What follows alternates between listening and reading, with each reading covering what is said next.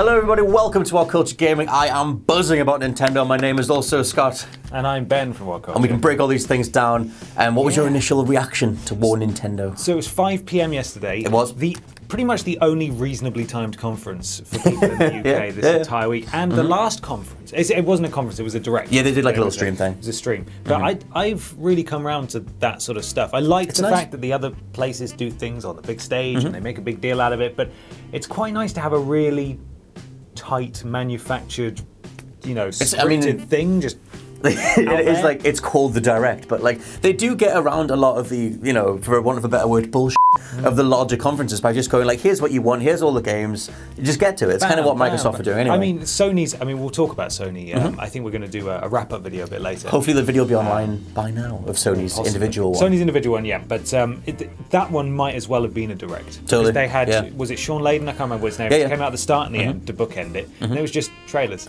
It was just 2017's version of 2016. Like a slideshow of here's what we've got coming. But anyway, when that works though, when that approach works, when you've got the right stuff to drop in, a lot of people, I'm one of them, I say that Nintendo kind of won E3, just and in the most minuscule sort of way when you really stack up what they had. It's got loads of games people really want. Yeah, and they had announcements, didn't they? Oh God, which was the big thing. Let's get started, Scott. So in no particular order, one of the biggest things is Metroid Prime 4, which I don't think you've played much Metroid. I haven't. To be honest, I haven't really owned a Nintendo home console since the Wii. Ooh. So I'm kind of out of the loop on that. Okay. So yeah, Metroid Prime, everybody was like, a lot of people already know, is their first-person take on the Metroid like formula. I haven't played much of the Prime games. My Metroid knowledge comes from the side-on ones. But either way, like the Prime series is just huge. People love them, don't they? Yeah, and like even from when they announced the trailer, it was only like a 5-second thing. It was just like Metroid Prime 4. Now that's all we got. Yeah, now in development. And just even from just looking at the space and hearing the music start, and everyone was like, "Oh my God, it's that thing." So yeah, that was an absolutely huge thing, even though we didn't see any of it. Yeah. So whatever, maybe testament to just the idea of hype that Nintendo can coast by on 2 words and a number. But it worked though, Metroid Prime 4. Oh, those darned Nintendo fans. And speaking of things that were just mentioned and nothing else, we're finally getting a homegrown, home console Pokemon RPG. Which, thank the Lord, because they finally listened. Yes! It took them long enough, but is they it got going to be the kind of weird, because I know a lot of people liked it, but is it going to be the kind of weird one that was on GameCube? Well, I would love to tell you more, but because we talked about this before we came in here, you kind of missed it, they even mentioned it. That's how short the thing was. I sort of tuned out briefly and was just looking at the stuffed toys on his desk, and then it moved on. But no, he announced that they're making an RPG, a Pokemon RPG for the Switch. Yeah, so like during the conference, it just cut to the one of the creative directors at the president of the Pokemon company, whose name I wrote down is Tsunekazu Ishihara. I want to get his name right. I always hate when Westerners can't get their names right, so I'm going to get it right. Yeah. Anyway, and he just sort of mentioned, like, I like that they addressed the fact that they did that stream that mentioned the upgrade of Pokemon Sun and Moon, and the Pokken tournament was coming to the Switch, and all the Nintendo fans and Pokemon fans went, are you not doing the proper one? Yeah. And then he sort of just went, it's actually in development. That was all we got. If it's what we all hope it's going to be, it kind of has to be. I will buy the Switch for that. I will, and that's what I've been waiting for. I would have bought a Wii U. I would have bought any bloody console that they put out. It's ridiculous. Like it could have a gun on the top that shoots you every time you come into the room. Just zaps you a little bit. Because that's the innovation Nintendo likes to do. And if it had a Pokemon RPG on it, I would still buy it, even if it was going to shoot me. We know it's coming, and assumedly it'll be they'll have to use the same engine as something like Sun and Moon and up-res the graphics and flesh out the world. I'd still be okay with it. No, it's still great. Just to play Pokemon on the sofa on a TV. Definitely, and I think it's one of those things where they announced it without any pictures or anything. Clearly, it's a response to the negative backlash of that original stream where they didn't confirm it.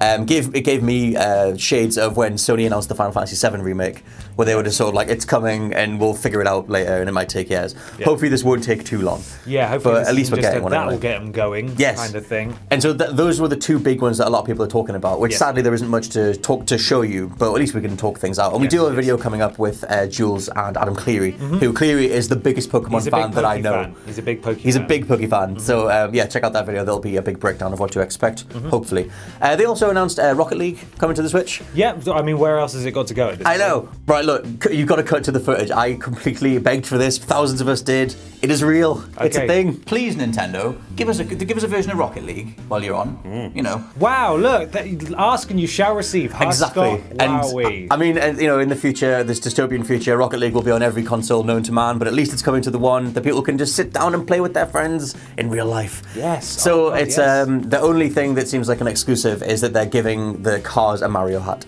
Because, you know... Why not? Why not? Moustaches and so on. It's true, and we'll sort of sidestep the fact that playing Rocket League in split screen is a little bit weird, and the Switch controls on the side are also a little bit weird, but it's alright, Rocket League's on the Switch. We've got a new Kirby, which Kirby is by far my favourite Nintendo character. They didn't say... they showed quite a bit, but they didn't show, say a whole lot about new features or whatever. Right. It's just Kirby's coming in 2018. You know Kirby gameplay. Everybody loves Kirby. It's Kirby. He eats guys and then he eats everything. He sort of becomes them, sort of. Yes, and this one seems like it's got more of a multiplayer focus. You can do, I think it's like up to 4 different players, again on the Switch. Called Kirby, but I don't know if that's a working title, because another character that got a new installment is Yoshi. Yes. And all that was called was just Yoshi. So it's like, maybe they're doing like a Marvel Origin. It kind of feels like it. Let's reboot. And so like Yoshi, the look of that looked a little bit like Yoshi's Woolly World, which was their like more cotton candy, super like cute cardboard. thing. Yeah. A little bit Little Big Planet. Which is really sweet. It's really, really cute. Woolly World is a gorgeous looking game. So anything that sort of mirrors that is great. But yeah, more Yoshi. Same weird aiming mechanics that Yoshi has where you hold the button and whatever. Then they're topped off by Mario Odyssey, which... yeah, what is happening? What happened in this trailer? He was doing everything. Do you want to be a T-Rex? Yeah. I'll be a T-Rex. Yeah, all I can do in stupid Horizon Zero Dawn is fight them. Yeah, you can't even ride them. Ugh. So Nintendo are going whole hog with the idea of Mario's new ability is that he has a possessed cap called Cappy. Yes. Which is brilliant. Yes. And you can put the cap on literally anything. Wouldn't it be better if it had like a normal name like Steven? Alfred. Yes. We even saw him possess lampposts and stuff. So like you could possess a lamppost and then you can flick yourself, you can bend the lamppost and flick yourself off stuff. Land in other things, possess them, take on their abilities, whatever. Do we have any idea what the context for this is yet? No. Right. I mean, Cappy's like a ghost. Stuff. Yeah, he's like a ghost hat, and he seems to befriend the ghost hat, and then he goes into Mario's hat, and then they go on an adventure, and they're in New Donk City, which is full of giants, apparently. If Mario's human, it's full of giants. Or if they're human, he's like a tiny man. There are people in there. They haven't clarified the lore on that, but we'll have to wait and see. That's what I'm interested in, the lore, and what, the why. backstory. Just why? What's your motivation? I don't know. It looks ridiculous fun, but like, it's mad. It's just a bunch of stuff. Yeah, and they've got some good new mechanics, like the idea of like, you know, you use the hat to traverse the environment, you can possess things, you can become those things. It's nice. It's a nice set of new mechanics that just look appealing from the get-go. And T-Rexes. So time travel, I guess? With Cappy on? Possibly, yeah. Or maybe just Donk City has a T-Rex problem. Who knows? Maybe. So yeah, Mario Odyssey was pretty big. I actually don't have a whole lot more. That was it was short. It was 25 minutes long. Yeah, it was rapid short fire. And sweet and very to sweet. the point. Yeah. Well, it was a lot of people saying it's one of the better conferences. Yeah, I mean, I think it's one of those things that when they started doing these little live stream conference things, it was like, well, why aren't you doing the big bluster of the actual conference? And you kind of feel you're going to lose something because of that. But I wonder how much Nintendo have just thought, well, all we need to do is plant the seeds, and the fans will go forth and shout and, you know, whatever. And they'll know that their Switch purchases and they'll just assume things. I mean, most of these, I don't think any of these are coming out later this year apart from Odyssey, Mario Odyssey. So we still need to, they've got plenty of time to, you know, plug different gameplay mechanics in and show things off a little bit more.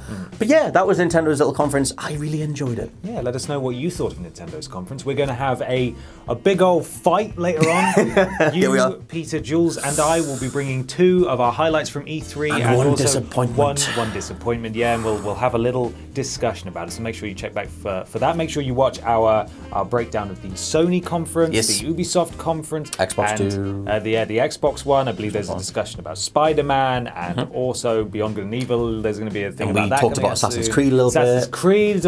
God, we've done loads. We wish we were there. But that's not the point, Scott. It is true. We hope you've enjoyed our coverage. Look out for more of it. I've been Ben from What Culture. I've been Scott from What Culture. Thanks for watching.